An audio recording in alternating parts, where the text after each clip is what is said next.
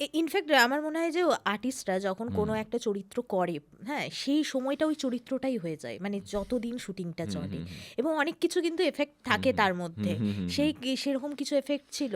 মানে আমি অনেককেই দেখেছি, অনেককে শুনেছি যে সেই সময় সে ভেজ খায়, হুম, নন ভেজ খায় না, এরকম একটা মানে একদম ওই লেভেলটার চলে যায়, নইলে কোথাও গিয়ে তো ওই ক্যামেরার সামনে ওই ক্যারেক্টারটা হয়ে ওঠা হুম। একটা কঠিন হয়ে যায়। হ্যাঁ, সেই রকম তোর কিছু হয়েছে এই সময়টাতে? দেখো, আমি কতটা ক্যারেক্টারে ঢুকতে পেরেছি আমি জানি না। তবে সেই সময় আমিও ননভেজ খেতাম না। তা আমার ডায়েটে আমি ওরমভাবেই ডায়েটটা ফিক্স করেছিলাম যে হ্যাঁ, আমি সারাদিনে একটা ডিম খাবো ম্যাক্সিমাম। আ প্রয়োজনে খুব অল্প মাছ খাবো। আমি খেতে পারিনি ডিম। আমি নিজেই হ্যাঁ, ঠিক এটা করেছিলাম যে আমি একটা ডিমই খাবো সারাদিনে।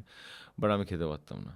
আমি অধিকাংশ সময়টা প্রচুর ভেজিটেবল, আ ফ্রুটস, কফি আর একটুখানি ওটস, আম খাচ্ছি। আম বেশি খাওয়া যাবে না। আমের ও তোমার হাই হ্যাঁ, ক্যালোরি আছে। একদম। আর তরমুজটা খেয়েছি। এভরিডে রাত্রেবেলা, মানে রোজ রাতে খেতাম না। যেহেতু আমি ১ বার ২ বার ম্যাক্সিমাম খেতাম। এমনও হয়েছে আমার টার্গেট ছিল আমি ১২০০, ১০০০ থেকে ১২০০ র উপরে ক্যালোরি উঠবে না। খুব ভালো হয় যদি ওই ৯৫০ র মধ্যে থেকে যায়। ওটা আমি কাউন্ট করেই খেতাম সারাদিন।